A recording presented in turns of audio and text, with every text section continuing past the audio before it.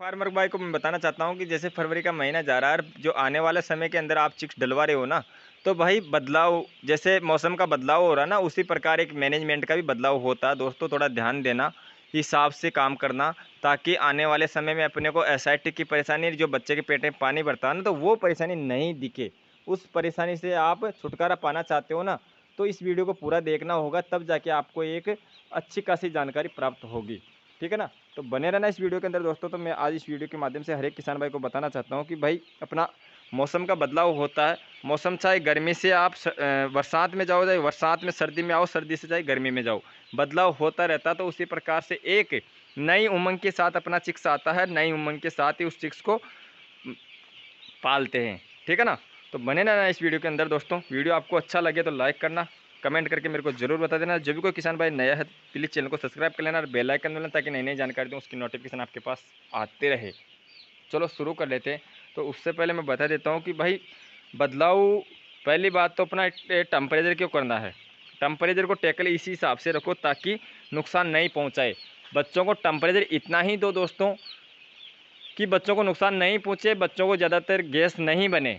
Temperature अपना इतना दो कि गए वेज के अंदर जैसे बट्टियाँ अपनी 5 चल रही थी ना, तो अब की बार 4 चलाओ, 4 भी नहीं तो 3 चलाने की कोशिश करो, ताकि मतलब बच्चों के अंदर गैस बनने की शिकायत नहीं रहे। और दिन के अंदर अगर धूप पड़ रही है, तो धूप पड़ रही है ना, तो बट्टियाँ बिल्कुल बंद हो जानी चाहिए सुबह मॉर्निंग के समय। और दो सीलिंग है ना, दोनों तरफ से ओपन हो जानी चाहिए ऊपर ऊपर से, ताकि बिल्कुल भी गैस निकल जाए। पहली बात तो ये है। तब आप आगे जाके मतलब इससे बीमारी से छुटकारा पा सकते हो, अपना ये एसाइटिक से, और ये बच्चों के पेट में पानी भरता है ना, इससे। ठीक है? और अब बात कर लेते हैं दोस्तों भाई मैरिज में अपना मेडिसिन का बदलाव किस प्रकार से करते हैं। तो मेडिसिन की बात कर लेते हैं दोस्तों, कि जैसे आपको बता देता हूँ कि बच्चा हमेशा ज़रूरी नहीं कि अपना 45 ग्राम का आए या 40 ग्राम का आए, 42 ग्राम का आए, कभी 38 ग्राम का भी आ सकता है, कभी 35 ग्राम का भी आ सकता है, जैसे भी मेरे आ रहा है। अभी बहुत तेज़ी से मतलब ये हेचरी वाले क्या करते हैं कि बिना गर्डिंग किए हुए बच्चे या हल्का बच्चा पोल्ट्री में बेच देते हैं। तो भाई उसको लेना ही होता है। फिर देखो दोस्तों, आपको मैं बता देता हूँ कि जैसे कोई कंपनी बच्चा ऑर्डर कर लेती है, तो उस बच्चे को फार्म पे पहुँच जाता है, तो उसको लेना ज़रूरी हो जाता है। तो भाई बता देता हूँ कि आपके जैसे मान लो कि मेरे जैसे 35 ग्राम का बच्चा आ रहा है या 37 ग्राम का हल्का बच्चा आ रहा है, तो उसको किस हिसाब से ग्रो करवाना है, किस हिसाब से उसको मैनेजमेंट देके बच्चे को पालना है। तो इसमें क्या है दोस्तों, देखो बदलाव तो जो 45 ग्राम का बच्चा आएगा उसमें भी करना होगा। ज़रूरी नहीं कि भाई 35 ग्राम का बच्चा उसमें ही बदलाव अच्छी तरीके से करना होगा। बदलाव तो हर चिक्स में करना होगा। जैसे हर बार एक नया चिक्स आता है, नए चिक्स में नई उमंग के साथ अपना बिजनेस चलता है। ठीक है ना? तो मैंने अपना मेडिसिन की बात कर रहे हैं, तो मेडिसिन में दोस्तों आपको ऐसा करना होता है कि पहली बात तो इसको पानी इसी हिसाब से लगाओ ताकि बच्चा पूरा पानी पी ले, कोई आपकी मेडिसिन वेस्ट नहीं जाए। जैसे आप बर्तन आधा भर के लगाते हो, तो कम भर के लगा लो, कोई दिक्कत नहीं है। पहली शुरुआत में दोस्तों इसको गुड़ से शुरुआत करो। गुड़, मीठा सोडा, जामुन सिरका, ये पहला दिन की डोज है, जो कि 7 या 8 घंटे की डोज है। उसके बाद दोस्तों बीच में आप सादा पानी चला लो 3 से 4 घंटा, हो गया आपका पूरा 12 घंटा। फिर दोस्तों आपको लगाना होगा नियोडोक्स एंटीबायोटिक, ताकि छोटे बच्चे में कोई भी अगर बैक्टीरिया होगा जो नष्ट हो जाएगा, इसके पेट में कोई भी कमी होगी वो पूरी हो जाएगी उससे। ठीक है? और फिर दोस्तों आप आ जाओ वापस गुड़, नीरी और नेफ्रोटिक, ये ये डोज लगाओ आप दूसरे दिन पे। ठीक है? ये लगाने से क्या होता है दोस्तों, गुड़ की बात करें तो गुड़ दोस्तों एक नहीं अनेक फ़ायदे करता है अपना चिक्स के अंदर। क्या वो तो ब्रॉयलर के अंदर भी करता है, और अपने देते रहते हैं। एक दिन क्या 40 दिन तक कभी भी लगा सकते हो, गुड़ का कोई साइड इफेक्ट नहीं है। और गुड़ तो वैसे भी बच्चों के लिए बहुत ही फ़ायदेमंद है। अब बात कर लेते हैं दोस्तों नीरी। नीरी क्या काम करती है, तो नीरी अपना एक पेट का ही काम करती है। पेट के अंदर ही मतलब जो भी कमी रहती है वो पूरी कर लेती है। जो पेट के अंदर आते रहती है ना इसकी बीट करने वाली, उसको खुलासा करती है। नेप्रोटिक का काम क्या करता है दोस्तों, किडनी और लीवर का ग्रो करती है।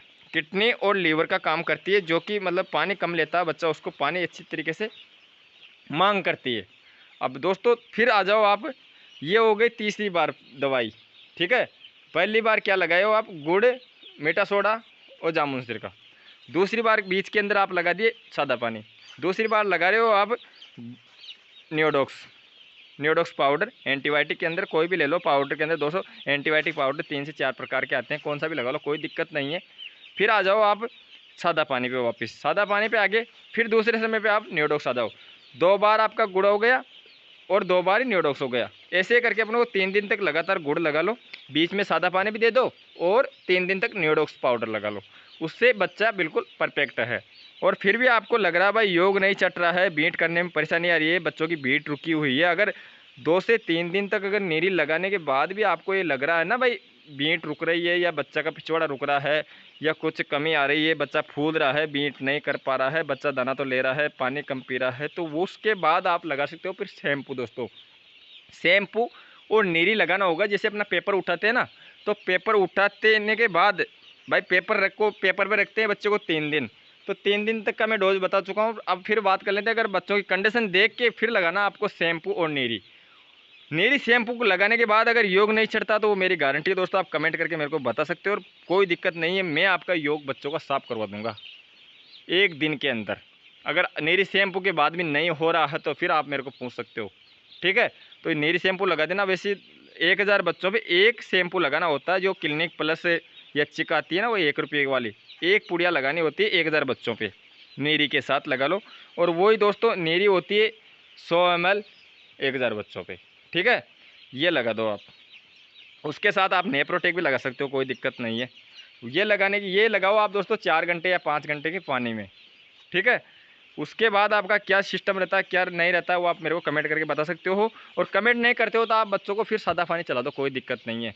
और आपको लगता है भाई अपने इकोलाइक आती है पोल्ट्री के अंदर, तो H22 जैसे लाइन चालू करते हो ना अपना तीसरे दिन पे या चौथे दिन पे पेपर हटाते ही, जम्बो डिंकर हो या अपना निपल सिस्टम हो, अगर वो सिस्टम चालू करते हो तो भाई आप फिर H22 डाल दो पानी के अंदर या फिटकरी डाल दो, उससे आपका इकोलाइक बिल्कुल भी नहीं बनेगा, पानी साफ हो जाएगा, इकोलाइक ख़त्म हो जाएगा।